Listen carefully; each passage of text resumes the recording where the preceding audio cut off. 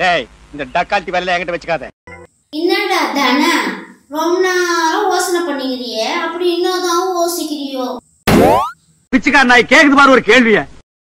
அது ஒண்ணு இல்லக்கா, வீட்டுல ரொம்ப வருஷமாகிற பழைய பொருளை வெளியே எடுத்து போட்டா குடும்பத்துக்கு சுபிக்ஷம் வரும்ட்டு ஜோசியர் நாராயணன்ல அவர் டிவியில சொன்னாரு. நம்ம வீட்டுல என்ன பழைய பொருள் இருக்குதுன்ட்டு யோசிச்சிருக்கிறேன். நம்ம வீட்டுல ஒரு பழைய பொருள் ரொம்ப நாளா இருக்குதா, அது உனக்கு தெரியாதா? அது உனக்கு தெரியாதா? அது உனக்கு தெரியாதா? பொண்ணை பக்கத்துனா பொறுக்கிய பத்து விட்டுருக்காங்க. அப்படியா?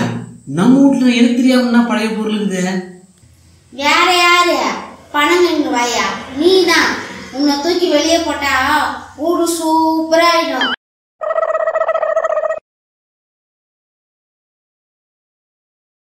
எதுக்கு பூச்செடி கட்டி ஊத்தினுங்கிற? கனகாமரம் செடி ரொம்ப டல்லா இருந்துச்சு. பாவம் தலைகளை எதனா வலிக்குதோ என்ன அதுக்குன்னு சொல்லிட்டு தான் கொஞ்சம் டீ ஊற்றலான்னு ஊற்றுறேன். ஏன்னா எனக்கு தலைவலியாக இருக்க சொல்லுவோம், நான் கொஞ்சம் டீ குடிப்பேன், தலைவலி சரியாயிடும். அப்போ செடிக்கும் ஒரு வேளை சரியாகும்ல, அதான் ஊற்றின்னு இருக்கிறேன். ஐயோ, உன்ன மாதிரி அறிவாளியை நான் பார்த்ததே இல்லை.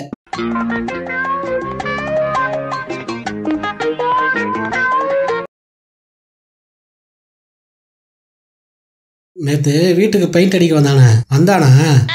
அவன் என்ன பெயிண்ட் அடிக்க வந்தான்? அவன் என்ன சைட் அடிக்க வந்தான்.